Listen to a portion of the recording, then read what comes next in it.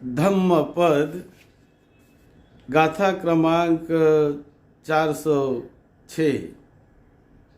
आज दिनांक 27 फरवरी 2021। ये धम्मपद के गाथा की देशना तथागत भगवान बुद्ध ने श्रावस्ती के जेतवन विहार में रहते समय 4 श्रमणों को उद्देश्य करके इसकी देशना कही है। ये गाथा है धम्मपद की। अविरुद्धं विरुद्धेषु अत्तदण्डेषु निवृत्तं सादानेषु अनादानं तमहं ब्रूमि ब्राह्मणं ति। सादानेषु अनादानं तमहं ब्रूमि ब्राह्मणं ति। ये ब्राह्मण वर्ग की 406 नंबर की गाथा है। तथागत भगवान बुद्ध जेतवन विहार में बड़े भिक्षु संघ के साथ श्रावस्ती में रहते थे।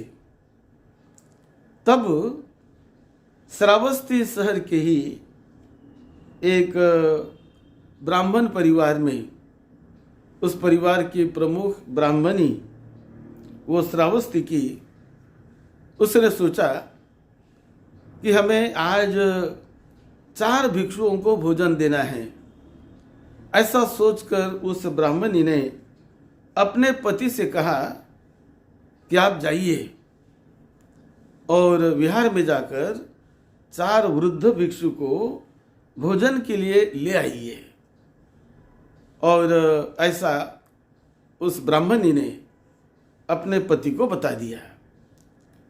अब ये ब्राह्मण चले गए विहार में, और विहार में जाकर उन्होंने जो कौन से भिक्षु को ले जाऊं ये संकल्प करके एक 4 जो कम उम्र के बालक थे, वो श्रमण थे, उन 4 श्रमणों को ये ले गए घर में।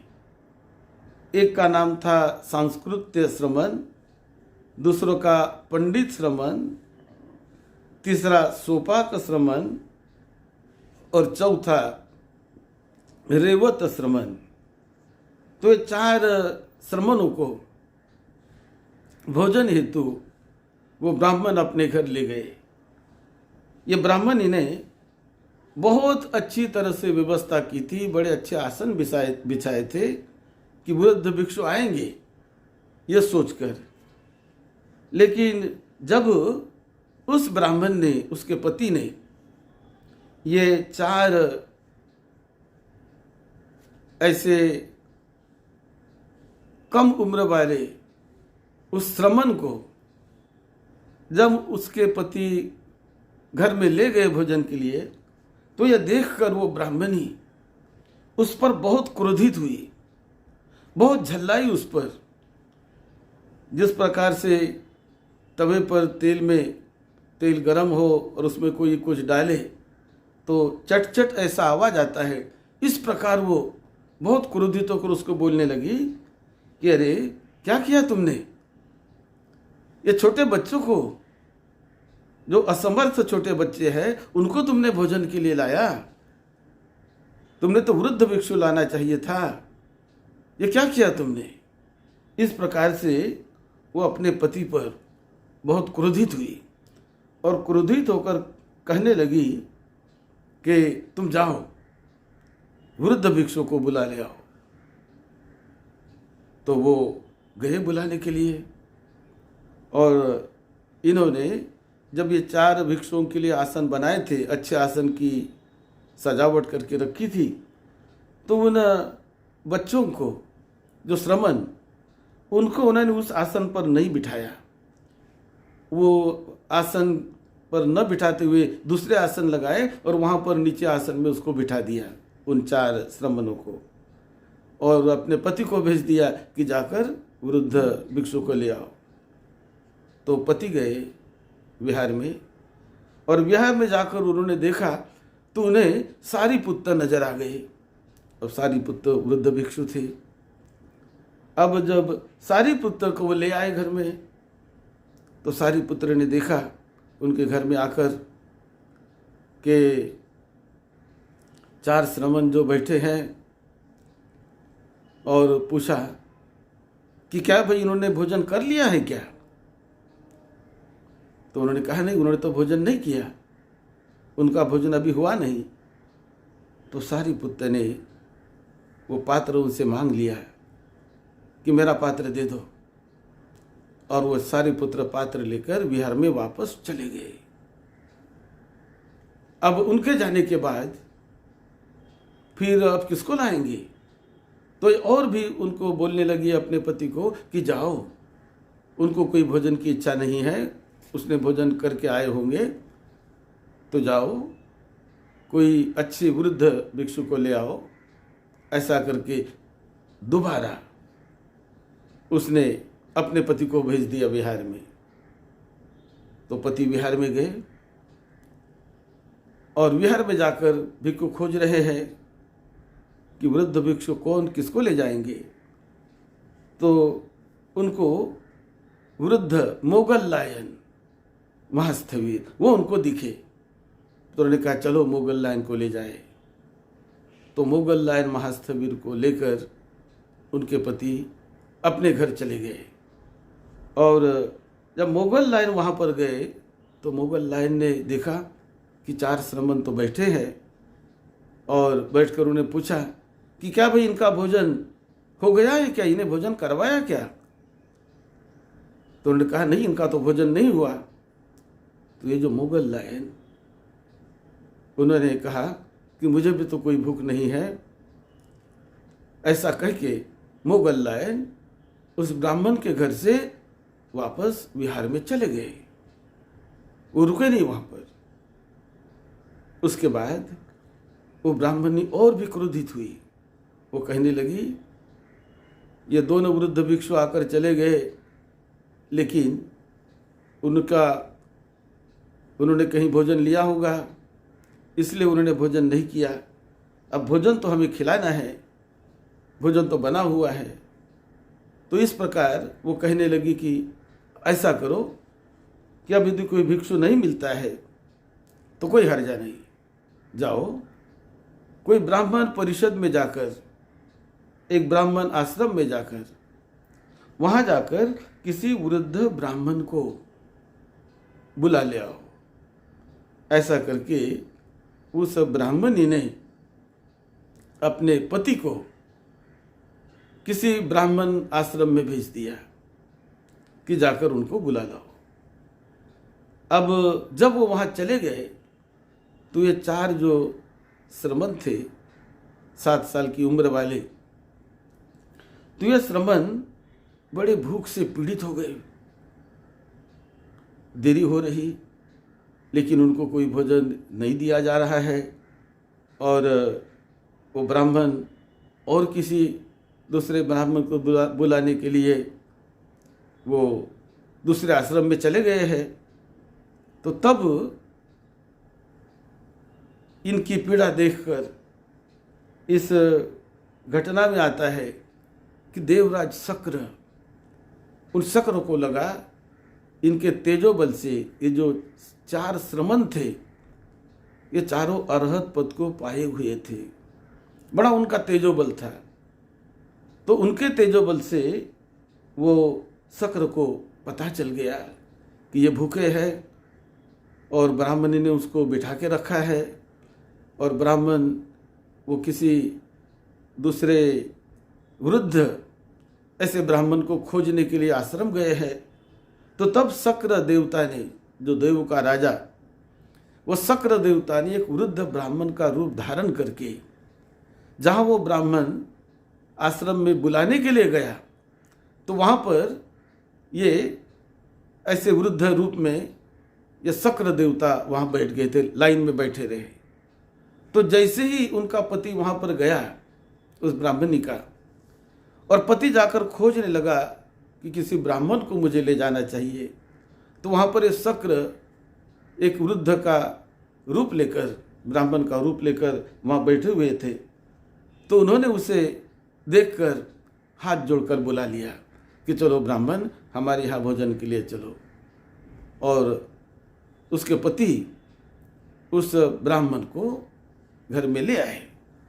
तो जैसे वो वृद्ध ब्राह्मण आए, जो देवराज शक्र थे, तो वहाँ आकर उनकी जो पत्नी थी वो बड़ी प्रसन्न हुई। बहुत प्रसन्नता से उसने स्वागत किया, सत्कार किया। चलो भाई, ब्राह्मण आ गए हैं, उनको हम भोजन खिलाएंगे, भोजन देंगे। और जब वो ब्राह्मण ने देखा तो ये 4 श्रमण वहाँ पर बैठे हुए हैं, और उनको देखकर जब उन्होंने आग्रह किया उसको बैठने के लिए, ये अभी आए हुए ब्राह्मण को, तो ब्राह्मण बैठने के पूर्व उसने इन 4 श्रमणों को पंचांग प्रणाम किया, क्योंकि वो तो अर्हत थे। पंचांग प्रणाम करने के बाद वो अपने जगह पर बैठ गया ब्राह्मण। तो जब वो जगह पर बैठा तो ये जो ब्राह्मणी थी वो बहुत, उनको गुस्सा आ गया और कहने लगी अपने पति को, अरे देखो, तुमने ब्राह्मण भी तो लाया, लेकिन कैसा लाया? ये तो पागल जैसा है, ये तो उन्मत्तक है, क्यों तुमने इसको लाया? इसने आकर ही ये 4 श्रमणों को पंचांग प्रणाम कर लिया। मुझे लगता है कि इनको तुमने लाकर अच्छा नहीं किया, क्यों लाया इसको? ये तो उन्मत्त है, पागल है।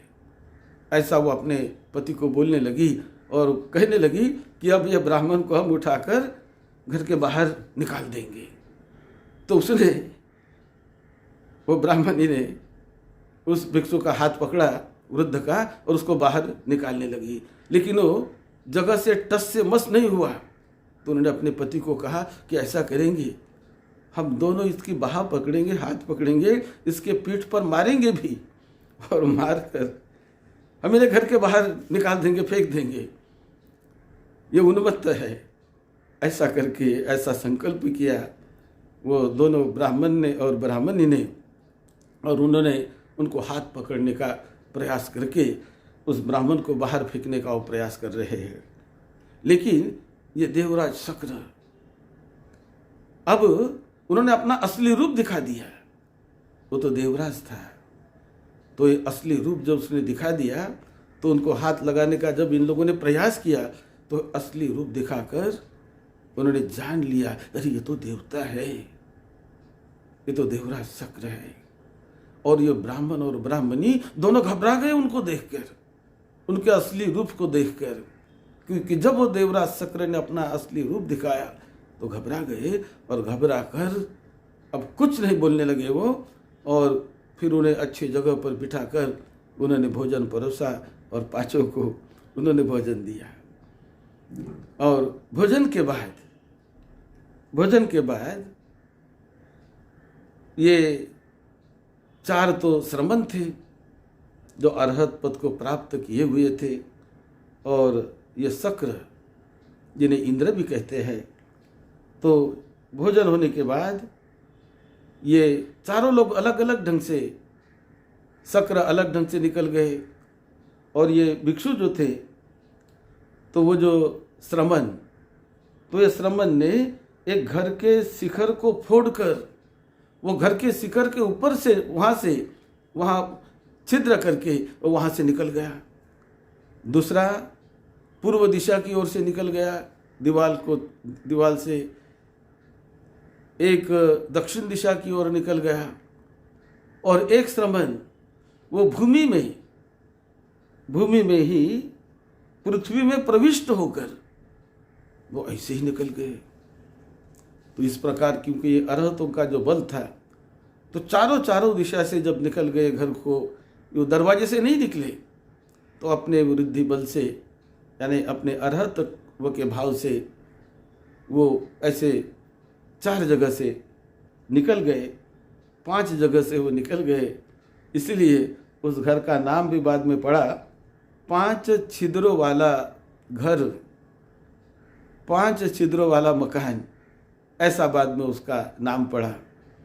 और इस प्रकार ये 4 जो श्रमण, वो तो उम्र में कम थी, 7 साल की उनकी उम्र थी, लेकिन अरहत पद को प्राप्त हुए ये श्रमण थे। ये श्रमण का बहुत बड़ा बल था, बहुत बड़ा तेज था, लेकिन वो कोई कुछ बोले नहीं। और उसके बाद भोजन दिया उन्होंने, तो भोजन करके वो वापस जेतवन विहार में चले आए। तो जब वापस आए और वापस आकर, पहले तो उनके उपाध्याय अरहत सारिपुत्र जाकर आए थे वापस, उसके बाद मुगल लाइन भी उस घर में जाकर वापस आए, और बाद में इस प्रकार से ये भोजन करके जब 4 श्रमण वापस आ गए, तो भिक्षु संघ ने उनको पूछना शुरू कर दिया, उन श्रमणों को, कि आयुष्मानो, क्या वो जब ब्राह्मणी इस प्रकार से क्रोधित हुई थी, अपने पति पर वो क्रोध व्यक्त कर रही थी, तुम्हें भी उसने ऊंचे आसन से नहीं नीचे आसन पर बिठा दिया, और इस प्रकार का जो उन्होंने बर्ताव किया, तो क्या श्रमणो, आयुष्मानो, क्या तुम्हारे मन में उस ब्राह्मणी के प्रति कोई क्रोध नहीं आया? तुमने कोई बोला नहीं उनको? तो वो कहने लगे, 4 श्रमण, कि नहीं बनते, हम लोगों के मन में कोई क्रोध नहीं आया, हम तो केवल एक दृष्टा की तरह देखते रहे, कोई क्रोध नहीं आया। ये जब वो बता रहे थे भिक्षु संघों को संघ सभा में, तो ये चर्चा चली, और चलकर ये ऐसी चर्चा चलने लगी संघ में कि नहीं, ये तो श्रमण असत्य बोल रहे हैं, क्रोध तो आया होगा इनके मन में, लेकिन ये असत्य बोल रहे हैं। इस प्रकार की चर्चा चलने लगी संघ में। ये चर्चा बुद्ध तक पहुंच गई, बुद्ध भी थे वहाँ पर, और जब बुद्ध को पता चला कि ऐसा हुआ, तो बुद्ध ने वहाँ पर जाकर कहा कि नहीं, ये जो श्रमण बोल रहे हैं ये असत्य नहीं है, ये सत्य ही बोल रहे हैं। जो व्यक्ति अरहत हो जाता है, लोकोत्तर फल को पा लेता है, उसके चित्त में क्रोध का नामो निशान नहीं रहता, क्लेश का नामो निशान नहीं रहता।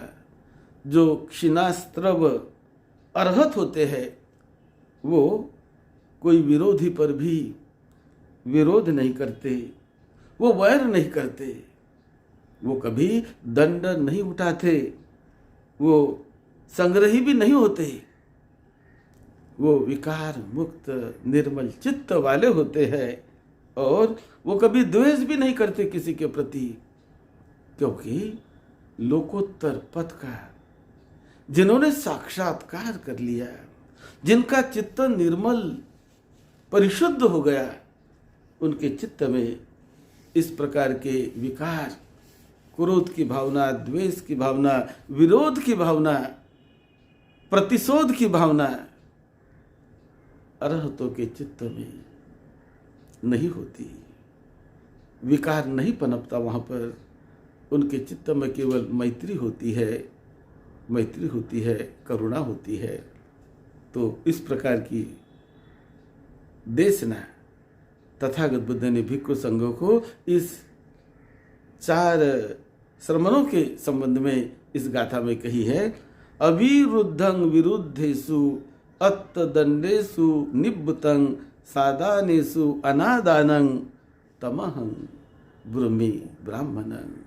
जो व्यक्ति विरुद्ध अवस्था में भी द्वेष नहीं करता, कोई विरोध नहीं करता, कोई कभी अपने हाथ में डंडा नहीं लेता, उससे वो पूरी तरह मुक्त हो चुका होता है। सारे विकारों से जिनका चित्त निर्मल हो गया है, जिसमें कोई क्लेश नहीं है, कोई विकार नहीं है, पूरी तरह विमुक्त जिनका चित्त हो गया है और जिन्होंने लोकोत्तर उस फल का साक्षात्कार कर लिया है, उसके चित्त में विकार नहीं होते, वो निर्मल चित्त होता है। और जिसका चित्त निर्मल होता है, विकार मुक्त होता है, फल प्राप्त किया हुआ जिसका चित्त होता है, उन्हें तमहं ब्रूमि ब्राह्मणं, उन्हें मैं ब्राह्मण कहता हूँ, उन्हें मैं ब्राह्मण कहता हूँ। ऐसा इस गाथा में तथागत बुद्ध ने भिक्षु संघों को कहा और इस घटना के साथ ये गाथाएँ जुड़ी हुई है। आप सबका मंगल हो, सबको निरोगत्व मिले, सबको लंबी उम्र मिले, सबको सुख शांति मिले, आप के परिवार के छोटे बड़े सभी को निरोगत्व मिले, सबका मंगल हो। यही मंगल मैत्री के साथ सद्धम्म की सेवा में, आपकी सेवा में डॉक्टर भदंत राहुल बोधी महाथेरो। आप सबका मंगल हो। आज जो माघ पूर्णिमा है, उस पर एक विशेष प्रवचन आज हम दोपहर के बाद एक माघ पूर्णिमा पर विशेष प्रवचन दिया जाएगा, वो हम देंगे, उसका भी आप लाभ लीजिए। आप सबका मंगल हो।